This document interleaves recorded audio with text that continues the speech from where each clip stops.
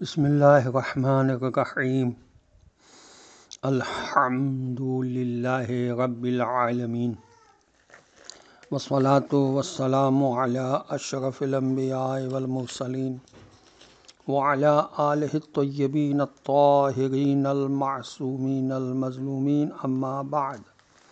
وقد قال اللہ سبحانہ وتعالی فی کتابہ المجید وفرقانہ الحمید وقولہ الحق وهو أصدق الصادقين. أعوذ بالله من الشيطان اللعين الرجيم. وما كان الله ليضل قوما بعد إذ هداهم حتى يبين لهم ما يتقون. إن الله بكل شيء عليم. صدق الله العلي العظيم. السلام علیکم ورحمۃ اللہ وبرکاتہ۔ اللہ تبارک و تعالیٰ کا شکر ہے کہ سورہ توبہ کی آیت نمبر 115 کی تلاوت کا شرف میں نے حاصل کیا، جس کا ترجمہ یہ ہے، اور اللہ ایسا نہیں ہے کہ لوگوں کو ہدایت دینے کے بعد پھر گمراہی میں چھوڑ دے، جبکہ انہیں صاف صاف واضح طور پر یہ بتا نہ دے کہ انہیں کن کن برائیوں سے بچنا چاہیے، کیونکہ حقیقتاً خدا ہر چیز کا پوری طرح جاننے والا ہے۔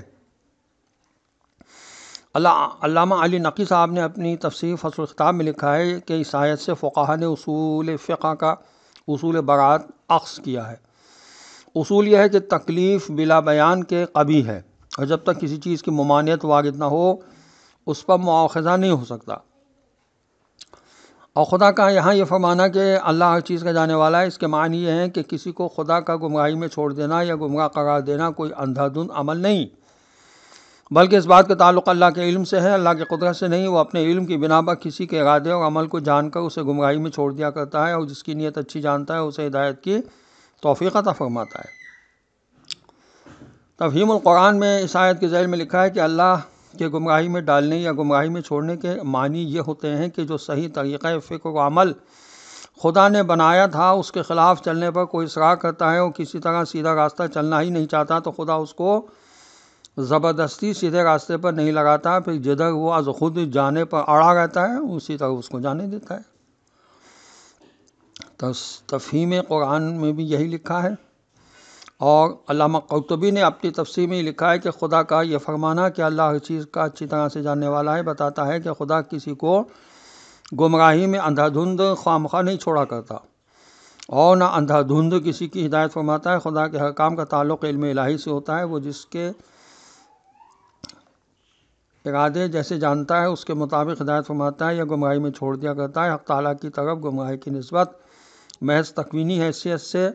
مسبب الاسباب ہونے کی بنا پر ہے، ورنہ حقیقتاً اللہ کسی کو کسی حال میں گمراہی کی طرف نہیں لے جاتا۔ اس نے صاف کہہ دیا ہے کہ جو شخص اللہ کی یاد سے اندھا بنتا ہے ہم اس کے واسطے شیطان مقرر کر دیتے ہیں۔ اور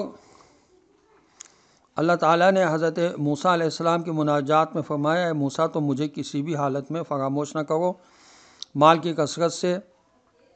خوش نہ ہو جاؤ، کیونکہ مجھے فراموش کر دینے سے دل سنگین بن جاتے ہیں اور مال کی کثرت سے گناہ زیادہ ہوتے ہیں۔ خداوند عالم نے سورہ طٰہٰ میں جو یہ فرمایا ہے فَإِنَّ لَهُ مَعِيشَةً ضَنْكًا، اس سے مراد یہ ہے کہ اس کی زندگی تنگی میں بسر ہوگی۔ اس کی وجہ یہ کہ جو شخص اپنے رب کو فراموش کر دیتا ہے، اس کے ذکر سے قطع تعلق کر لیتا ہے، تو اس کے لیے راہ چارہ صرف یہی رہ جاتی ہے کہ وہ دامن دنیا سے وابستہ ہو جائے، اسے اپنا مقصد وحید تصور کر لے، اور اس کے لیے تک و دو میں اس قدر منہمک ہو جائے کہ صرف اسے ہی سدھارنے اور وسعت دینے کی کوششیں کرتا رہے۔ اس کی وہ معمول کی زندگی جو اسے عطا ہوئی ہے اس کے لیے ناکافی ہوتی ہے، خواہ وہ کم ہو یا زیادہ، کیونکہ جب وہ اسے پا لینے کے بعد بھی اس پر قانع نہیں ہوتا بلکہ اس سے زیادہ وسیع کی تلاش میں سرگرداں رہتا ہے، اور کسی حد پر پہنچ کر بھی مطمئن نہیں ہوتا، وہ ہمیشہ تنگ دلی اور عدم کفایت کا شکار رہتا ہے۔ اس کے ساتھ ہی اس پر رنج و غم، حزن و ملال، قلق و اضطراب اور خوف خطر کے لشکر حملہ آور ہوتے رہتے ہیں، کبھی مصیبتوں کے نزول کی صورت میں، کبھی موت و بیماری کا رنگ میں، کبھی آفات و بلیات کے روپ میں، کبھی حاسد کے حسد اور کوششوں کی ناکامی اور محبوب کی جدائی کے انداز میں۔ لیکن اگر وہ ہمیشہ اپنے رب کی یاد میں مصروف رہے اور اسے بھی فراموش نہ کرے، اس طرح اپنے رب کے مقام و منزلت کی معرفت حاصل کر لے تو اسے اس بات کا یقین ہو جائے گا کہ اس کی زندگی اس کے مالک کے ہاتھ میں ہے جسے موت نہیں، اس کا ملک اس کے رب کے اختیار میں ہے جسے زوال نہیں، اس کے پاس ایسی عزت ہے جس کے لیے ذلت نہیں، ایسی خوشی، سرور، سربلندی اور عز و شرف ہے جس کا نہ تو کوئی حد و حساب ہے اور نہ ہی اس کو زوال و فنا۔ دنیا تو صرف ایک گزرگاہ ہے جس کی زندگی آخرت کی زندگی کے مقابلے میں نہایت ہی معمولی ہے۔ وآخر دعوانا ان الحمد للہ رب العالمین، والسلام علیکم ورحمۃ اللہ وبرکاتہ۔